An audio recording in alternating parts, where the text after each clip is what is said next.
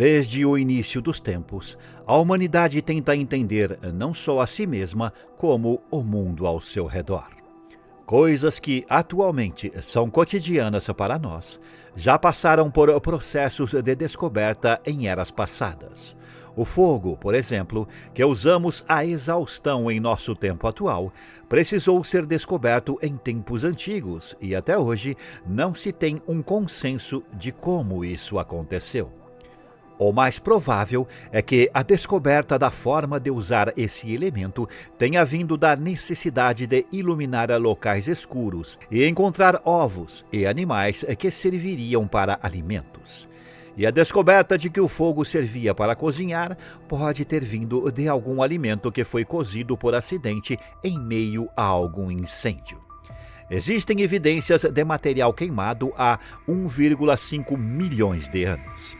Além desse exemplo, outras questões que sempre despertam longos debates são coisas intangíveis como ideias e a dúvida: de onde viemos?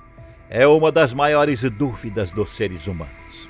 Uma vez que existe essa dúvida, também existem muitas pessoas que se dedicam a tentar respondê-la e, com o passar dos anos, essa é uma questão que não gera apenas curiosidade, como também muitos conflitos.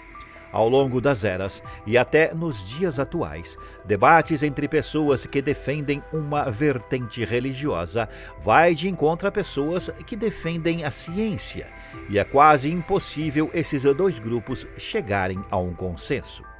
Porém, existe uma vertente em que ideais científicos e religiosos convergem, e você vai se surpreender ao entender isso. No vídeo de hoje, eu vou mostrar algo que muita gente acha impossível: uma concordância entre a Bíblia e a ciência. Para entender melhor o assunto como um todo, é necessário uma breve explicação científica sobre o funcionamento do mundo em que vivemos. A vida, desde os menores até os maiores animais, incluindo o ser humano, é constituída de muitos elementos, sendo o carbono um dos mais importantes. Além de oxigênio, hidrogênio, nitrogênio, cálcio e fósforo, o corpo humano é constituído de 18% de carbono. Mas, você sabe o que é o carbono? Carbono 14. O carbono 14 é um isótopo radioativo do carbono.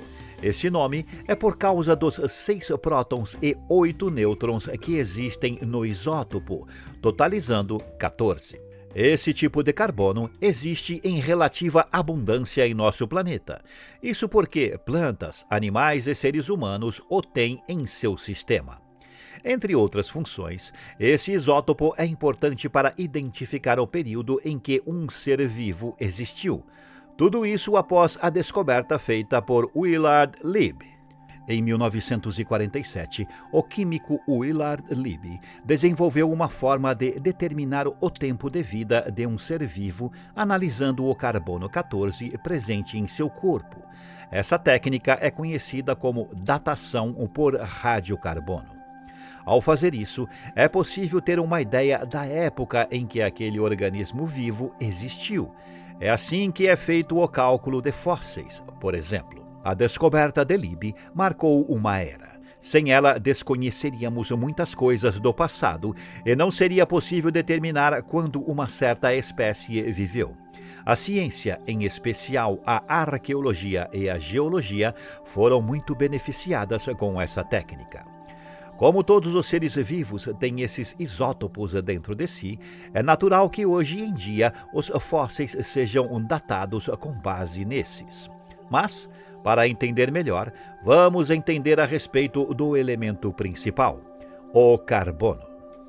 Hoje em dia, o primeiro pensamento ao falarmos em carbono é o aquecimento global. É natural, pois essa é uma discussão em alta atualmente, após constatações de que produtos eletrônicos e até mesmo roupas causam emissão de carbono durante a sua produção. No entanto, o carbono já é naturalmente presente em nossas vidas, pois é um elemento que existe em todos os seres vivos. Esse elemento químico de número atômico 6 na tabela periódica é formado por átomos e existe em todos os lugares de nosso planeta. Isso porque esse elemento segue um ciclo de reciclagem. Ele se movimenta pela atmosfera, por oceanos e até pelo interior da Terra. O ciclo que o carbono funciona é dividido em dois, o geológico e o biológico. No geológico, o carbono se enraiza entre as placas tectônicas e no biológico é absorvido por plantas. No processo de fotossíntese, metade desse carbono é transformado em glicose pelas plantas e a outra metade é liberada para a atmosfera. Assim, quando os animais comem as plantas, eles adquirem esse carbono. Então, outros animais se alimentam dos animais que já tinham carbono em seu corpo e, por fim, quando o ser não está mais vivo, alguns fungos e bactérias, responsáveis pela decomposição, ingerem parte desse carbono, que depois é liberado novamente para a atmosfera e solo. Você notou o que ocorre nesse processo? É uma mecânica que funciona de forma equilibrada, sempre girando, sempre se mantendo em funcionamento. Os seres nascem, crescem e, quando não estão mais vivos, ainda assim contribuem para esse funcionamento. É aqui que a ciência vai ao encontro de um versículo muito importante da Bíblia. Gênesis 3:19. No suor do teu rosto comerás o teu pão, até que retornes à terra, porque dela foste tomado, enquanto és pó, e ao pó retornarás. Esse versículo de Gênesis 3:19 é, até hoje, muito emblemático e tem muitas interpretações. Uma delas é sobre o pecado.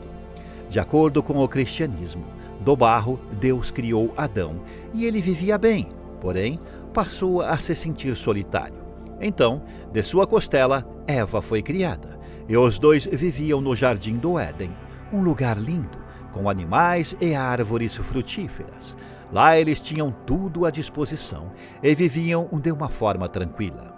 Para continuar desfrutando de tudo isso, existia apenas uma regra: nunca consumir a maçã, o fruto proibido.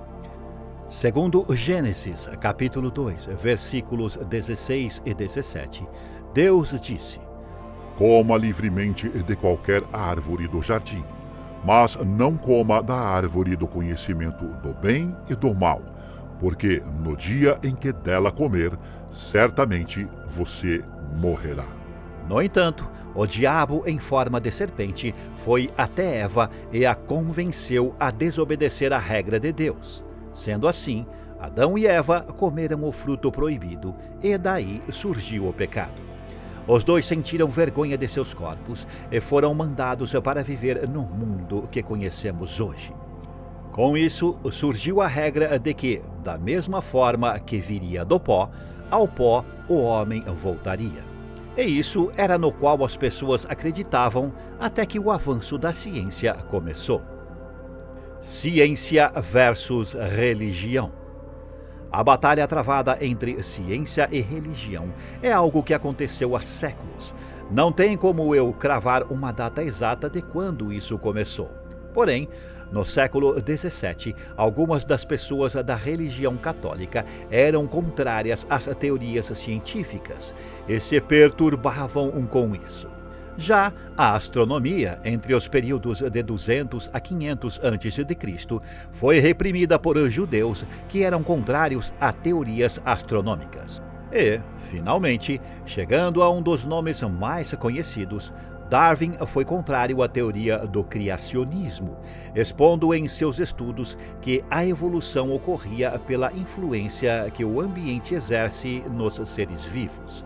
De acordo com a teoria de Darwin, todos os seres vivos estão sempre sendo desafiados pelo lugar onde vivem e apenas os que conseguem se adaptar conseguem sobreviver. Teoria que ficou conhecida como seleção natural. Na época, muitas pessoas da igreja ficaram contra as ideias de Darwin. Mas, em outubro de 2014, o Papa Francisco discursou e disse que a teoria de Darwin não contradiz a teoria da criação, pois, para a evolução, é necessário que os seres tenham sido criados. Ele também falou que, quando leem o livro de Gênesis, algumas pessoas acreditam que Deus agiu como um mago, mas que não foi assim. No entanto, na época em que o livro com a teoria das espécies foi publicado, ele não foi bem recebido. Na época em que publicou o seu livro, Darwin foi duramente criticado por aqueles que o cercavam. Você conhece a sua história? Nascido em 1809, o naturalista Charles Darwin deixou muitas pessoas incomodadas em 1859, quando lançou o livro A Origem das Espécies. Ele o escreveu após investigar se os ovos de serpentes poderiam sobreviver na água marinha e se conseguiriam criar descendentes nesse local. Sua pesquisa se estendeu para demais animais e ele começou a escrever. Uma das passagens do seu livro diz: Como muitos mais indivíduos de cada espécie nascem do que podem sobreviver, e como, consequentemente, há uma luta recorrente e frequente pela existência, segue-se que qualquer ser, se variar de alguma forma ligeiramente positiva para si mesmo, sob as condições complexas e às vezes variáveis da vida, terá uma melhor chance de sobreviver e assim ser naturalmente selecionado. Do forte princípio de hereditariedade, qualquer variedade selecionada tenderá a propagar a sua forma nova e modificada.